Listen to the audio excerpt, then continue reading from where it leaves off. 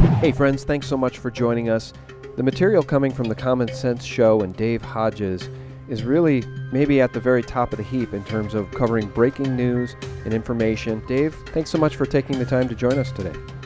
Well, I'm glad to be here, guys, and I'm looking forward to jumping into some of these very important topics. The last time we spoke, we did an interview called "The Banks Are Gearing Up for the Collapse." It was seen 170,000 times, and I think we need to revisit that a little bit. And then I'm going to turn it over to Rory. He can ask you anything he wants. I know he's got some important questions, but there's a piece that came out from Zero Hedge just the other day.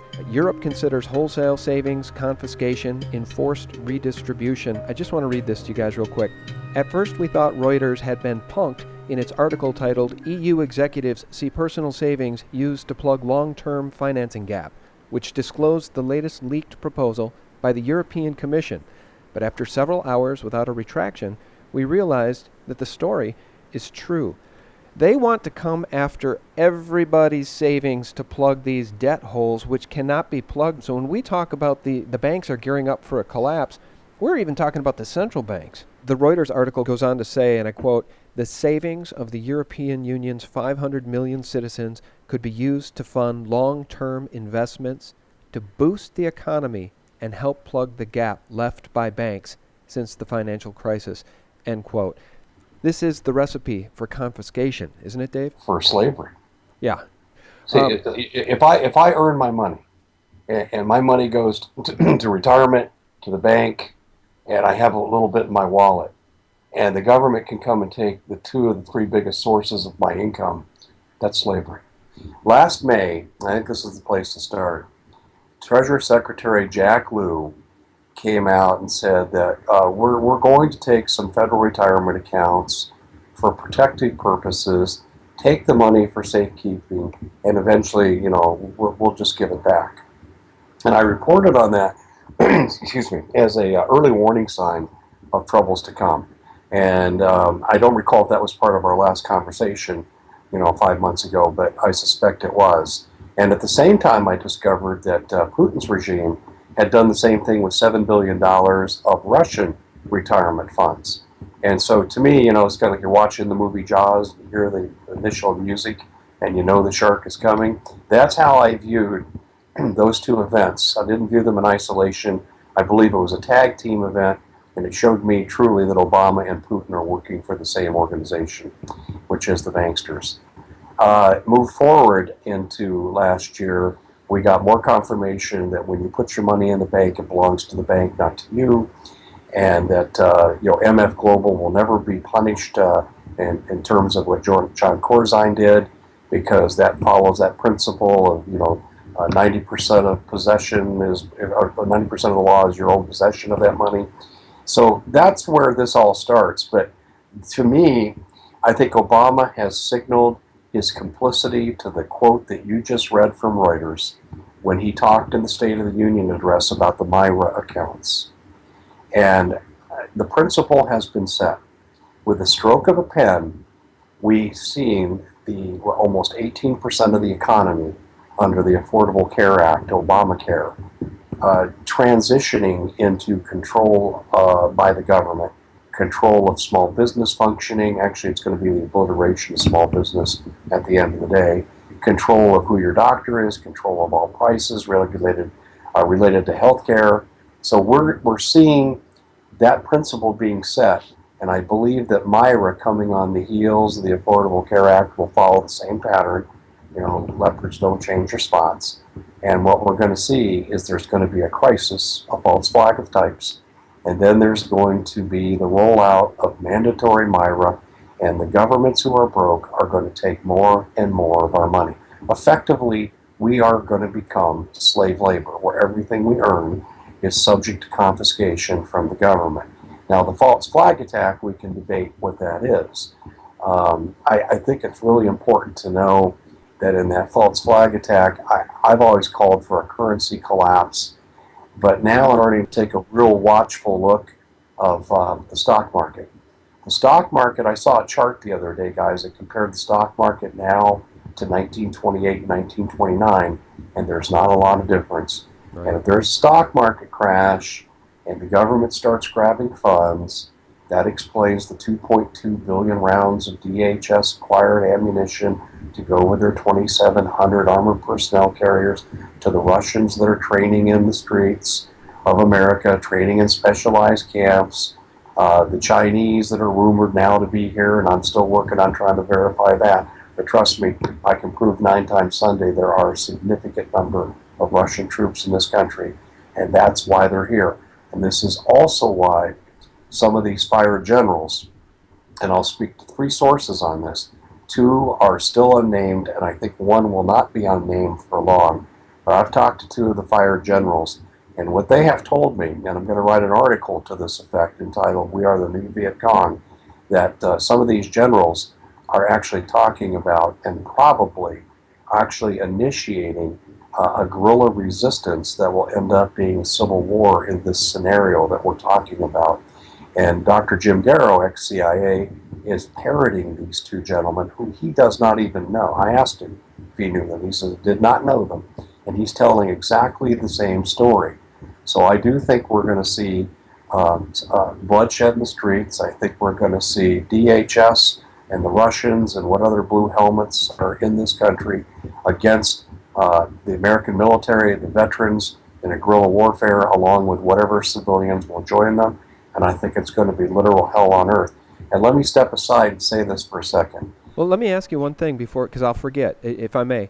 Okay, sure. I heard an interview just the other day with Dr. Steve Pachenik in which he said, and I'm quoting loosely here, the structure is in place for a military coup in this country. What's your take on that? I think anybody that loves our republic would wish that we could retain our republic. Maybe we've already lost it. I think the signs are there that we have lost our republic. It's no longer a republic by, for, and of the people. It's by, for, and of the corporations and the military-industrial complex. How would a coup help save this thing? And what's your forecast on that? Do you think that a military coup is in the cards? Yes, but we've already had an attempted coup. And I wrote about it when this happened, when Ambassador Stevens was murdered with the tacit complicity with the Obama administration.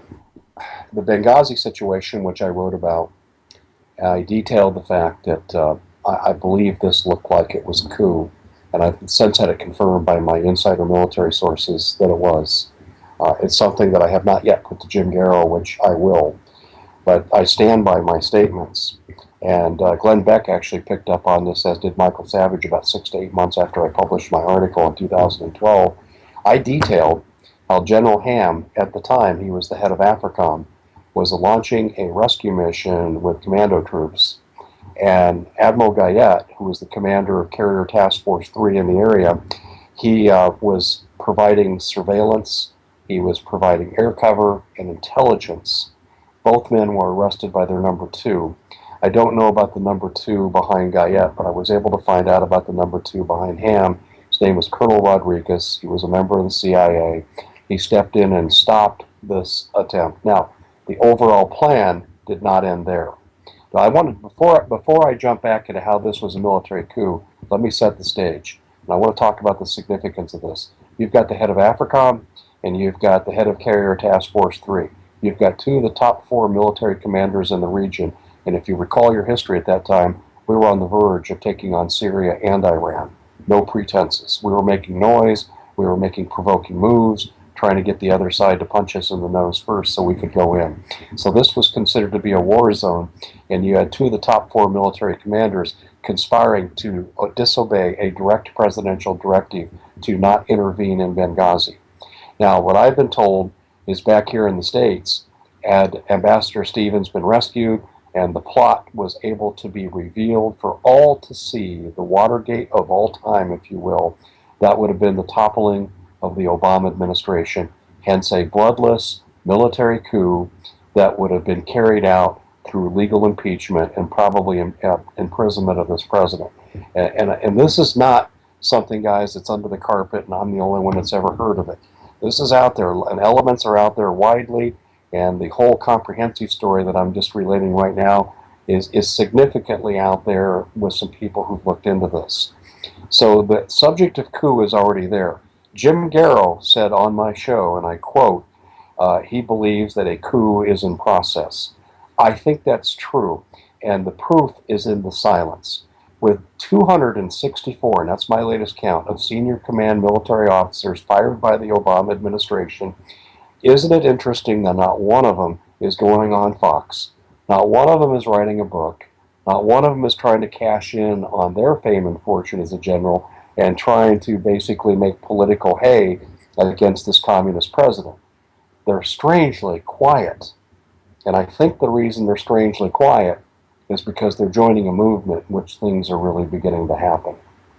Well, it's startling when we talk about a military coup because, of course, when I hear Steve Pieczenik say there's the possibility of a military coup, for whatever reason, because I'm predisposed to hope, I interpret that as being, it would be the good guys, the white knights, are going to take this thing back from a executive branch and an imposter-in-chief that is clearly, quantifiably out of control. That's my hope, but the reality is that it's hard to believe that any military coup is going to return the power of the republic to the people. That's my hope. It's nothing more than that. It's just hope. I've had to hold my nose and write the same thing, and I literally mean hold my nose till I'm almost breaking it. Military coups don't end well. Generally speaking, when you have a revolution or a palace coup, you have a second one. And the second one installs just a different brand of tyranny that's a lot like the first one. Because there are always people waiting in the wings to bring their version of tyranny to the forefront so they can exploit the resources of their own country. And that's what my fear is with a military coup. History is on my side, excuse me, when I make that statement. So I think that when we look at a military coup, part of me does root for it. And part of me roots for, we have the Ron Paul types in charge of the coup who will hand the government back over to civilian authority. And that's my greatest fear. I do believe a coup is coming, but I think before a coup can be initiated, Obama is going to initiate his own false flag, and then the games are going to begin. I think, Obama does know what's happening. Yeah. There's no question. He has to know. Yeah. On the Ron Paul note, I still hold the man in the highest esteem, and anybody that wants to say he's controlled opposition, just turn off the interview now, because I do like Ron Paul. So do I. Had he been in the executive office now, you can see how hard the mainstream media fought to keep him out. They lied, they cheated, the elections were stolen. The GOP itself helped steal straw polls and election results from him. The news media would never report when he was first or second. They'd literally omit his name. Obviously, he is not the controlled opposition people make him out to be, because if he were, then they would not have fought so hard to keep him out of the White House. I'll say something, though, unfortunately, and I want to say, you brought up two names here, the Paul name and Steve Pieczenik.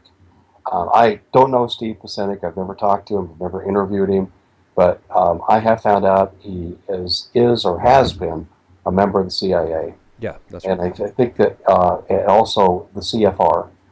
And when I hear those initials behind someone's name, I have to wonder about the agenda. I don't have anything to add to that comment, but I take what people from that background say with a grain of salt. No, absolutely. Well, the same is true for Jim Garrow, correct? Isn't he CIA or former CIA? Yeah, but Jim Garrow has had an attack of conscience.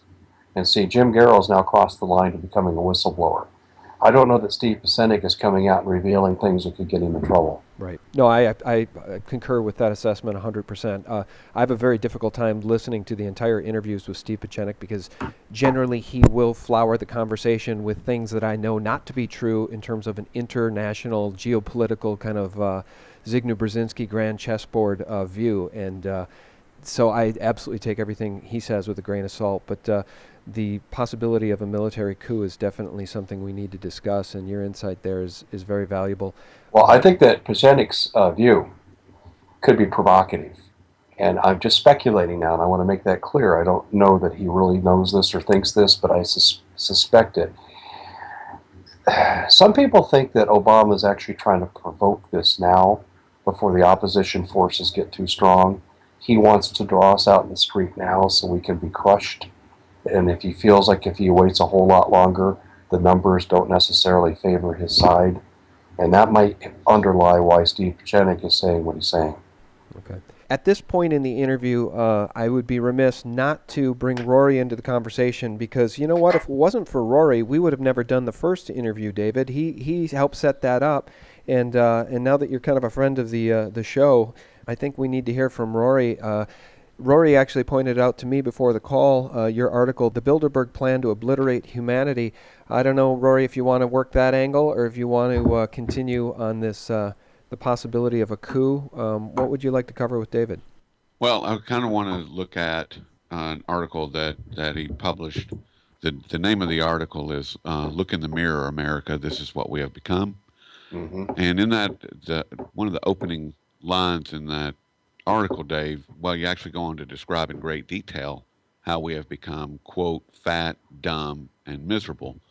And I want to take that, I want to add something to that, and that is we've become lawless as well. But the lawlessness that starts at the top, and I mean with the president and the Congress and the Senate, the sheer criminality that we've gotten, the trickle down that Reagan talked about 30 years ago, but it's come in the form, in my opinion, of lawlessness, and we see it at street level. With that said, I know that Agenda 21 is a big part of what you write about, and the fat, stupid, and miserable and lawless.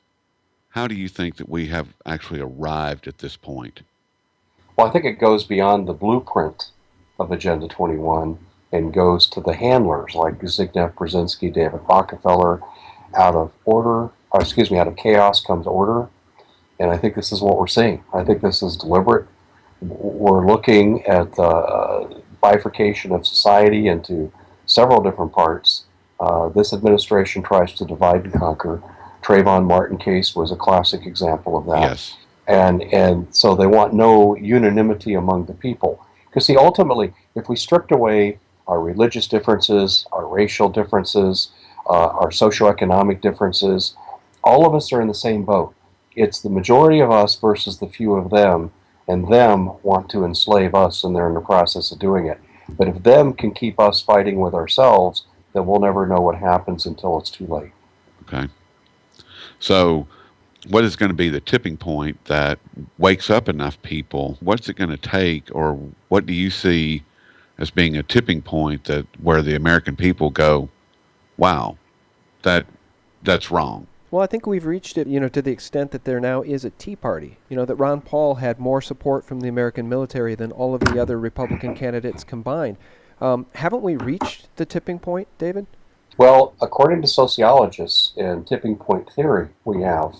According to sociologists and research that is actually about 10 years old, that for a movement to take hold, 10% of the population must be absolutely committed and devoted to the cause.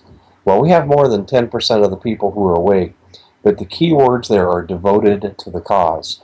What we're looking at right now is we have a lot of people that are exposed to the truth on a daily basis, but they suffer from cognitive dissonance. This is such a departure from their worldview, their paradigm, that they can't handle it. And psychologists tell us that cognitive dissonance comes in when a shift is so big in someone's belief system that they just shut down and go into a shell. And this is what we see with a lot of people.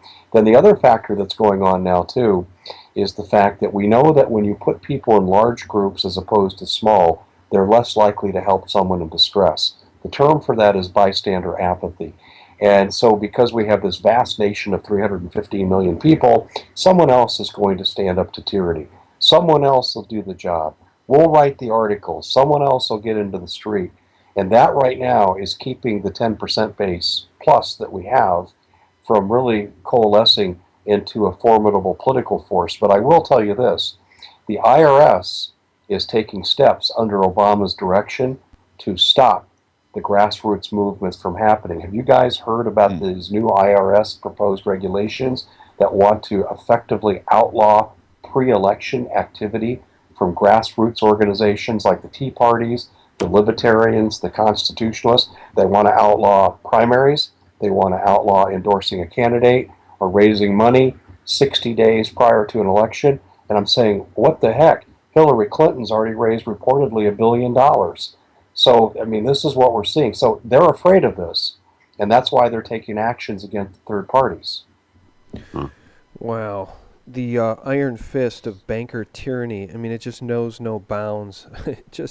it's just really extraordinary when you wake up to everything and how we've gotten here. And if you understand the Federal Reserve, and if you understand the IRS, and the IRS is the enforcement arm of the Federal Reserve, if you understand the big picture, oh my God, and Agenda 21 and the New World Order and the Bilderberg Group and their plan to obliterate humanity, it's just an endless list of tyranny, a tyrannical agenda that gets really hard to follow and keep up on. Dave, how do you keep up on this stuff as well as you do? I mean, you're really prolific in terms of the number of articles that you put out. A lot of people ask me that, and I don't think of myself as being involved in a prolific activity. I mean, it is somewhat time-consuming. But, you know, as I related for your listeners the last time I was on, I got into this 11 years ago when John McCain and the CAFTA forces were trying to steal my property and that 300 of my neighbors without any compensation. And I realized it was about the North American Union and the Canamex highway system. And then from there, I discovered all this other stuff that was going on. And that's how I got into local radio. I was on media. I made media appearances fighting against what was happening to my community. And I was offered a radio spot locally, and then RBN picked me up. I don't feel like it's prolific. The thing that I do here is I'll write on an article that interests me, that I think the public would have interest in, and that the public should know, and something that I think our kids need to have defeated so they can inherit a world worth living in. And then as I open that one door and step into it, and I write on a topic, my ancillary research says, well, there's 5 more things here to cover. So I'll just stick to my 1,600 words right here, but gee, there's 5 more subjects that I've got to pick and choose which one to cover. And my regret is that I'm only one person. I've actually started taking publications from outside people, and I wasn't going to do that because, you know, I've realized these problems are a lot bigger than Dave Hodges' ability to cover them. Before we let you go, Dave, it just popped into my head. I really want your opinion on this. We broke the story of Ryan Crane, the 37-year-old head of global program trading for J.P. Morgan, I think unexpectedly passing away. That's, you know, judging by the comments made at the funeral home on their website, it was a surprising and very unexpected end to this man's life. We reported on that. Zero Hedge ran with it, and the story went viral. We've seen so many bankers dropping dead that I like to say now that being an international banker working for a criminal bank is now more dangerous than being a deep-sea oil rig diver, which I think previously had been considered the most dangerous job on the planet. What is your take on all of these unexpected banker deaths? Are we seeing wet work? Certainly we're seeing statistical anomalies if you look at an insurance actuary chart, that young, healthy bankers are dropping dead and falling off of buildings in the city of London. What's your take? And committing suicide with nail guns. Yeah, exactly. Right. It's wet work, is it not? Yeah, well, what it is all you got to do is go watch the first episode of the trilogy, The Godfather, and that's what's going on here. This is a criminal mafia organization that's trying to run the planet, and people that no longer fill the purpose or key witnesses who might speak out are disappearing. Now, I can't speak to what each one of these people could have added, what their threat was. At first, I thought, when I first heard about the first few bankers, I thought this was the canary in the mine, that the system was about to collapse, and these people were killing themselves like the 1929 stockbrokers did when they jumped out of the Wall Street buildings and plunged to their death. But now it's pretty clear this is an orchestrated effort to wipe these people out for a specific reason. And I suspect it has to do with evidence tampering, because that's typically what goes on in situations like this. But this isn't new. Jim Mars came on my show about 15 months ago, and he detailed how somewhere between about 450 and 500 bankers, top-level bankers, had left the United States. I read about 8 months later that bankers were doing a similar thing in China. And what I think we're seeing here, and this is all coalescing in various regards. The bankers don't want to be in the countries where there's going to be turmoil. So they're going to less invasive places of safety and solitude. The other bankers that we're seeing die now, I think, are bankers that if this thing rolls up badly and we see court actions, if the people win, who could testify against me, this is why I suspect that these bankers are being eliminated. Or maybe these bankers have a conscience and said, I'm not going to go along with it, but I don't think so. You don't get to be the VP of J.P. Morgan and go to Sunday school and really believe what you're being taught. So I think this is evidence tampering through murder. Yeah, that's our feeling too. I mean, that's our gut reaction, and You know, in the case of Ryan Crane, what a sad story. He leaves behind a wife and a young son, and if my memory is right, I think his son, I recall his son's name is Harry. And, you know, how sad. But I'll tell you what, I would not want to be working in the headquarters at a high level for J.P. Morgan, Goldman Sachs, Deutsche Bank, or any of these other criminal institutions. I would not want to be that guy, and I think for anybody who is that guy, they need to seriously consider getting out of that occupation as soon as possible. Well, what did they say though? There's no leaving the mafia.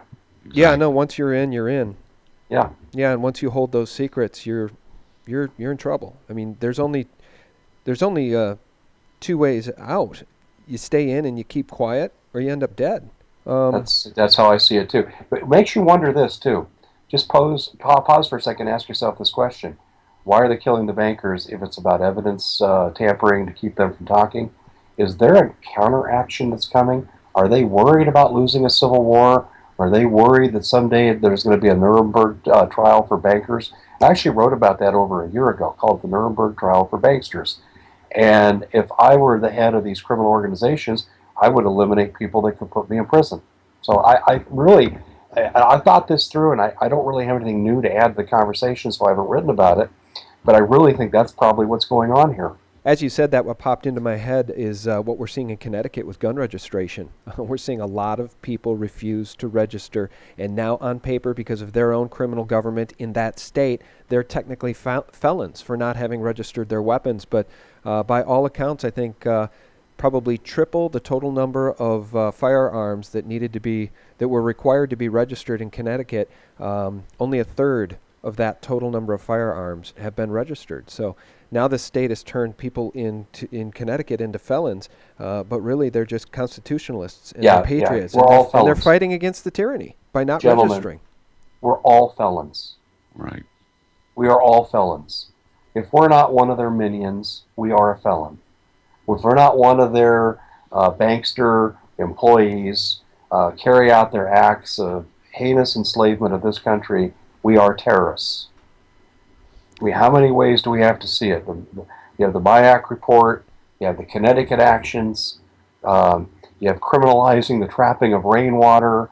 If you're a Bible-believing Christian, you're of concern to the DHS now in their police briefings. We are all terrorists. So this is what it's frustrating for me, that we can't seem to get the bulk of the American people to understand. You know, George Bush said it right, but I'll paraphrase him. He said, remember that quote, you're either with us or you're with the terrorists? Right. Well, it's a double right entendre. now, you're either with the Constitution or you're with the enslavers. And that's really what this comes down to. Yeah. After I had woken up and I revisited that quote from him, you're either with us or you're with the terrorists, I realized you were with the terrorists either way. That was the most ironic part. Well, that's exactly right. Dave Hodges, always one of our favorite contributors to post material from. I mean, certainly you've got a extremely successful website. I think your website gets more traffic than SGT Report. People can visit you at thecommonsenseshow.com. Can you also tell them how to tune into your radio program? Yeah, thank you for asking. I'm on every Sunday evening on the Republic Broadcasting Network. We're on some terrestrial stations now, but the easiest way to listen from 9 p.m. to midnight every Sunday night is to go to my website at thecommonsenseshow.com and click on the listen button in the top right-hand corner. Well, we certainly appreciate your time, your insight, and your diligent work on a daily basis. The articles you write, again, are absolutely jaw-droppers. Thanks so much for spending the time with us. We do appreciate it. My pleasure, guys. I'll come on anytime. You guys are terrific. Thanks, Dave. Thank You're you. terrific. All right, buddy. Thank you.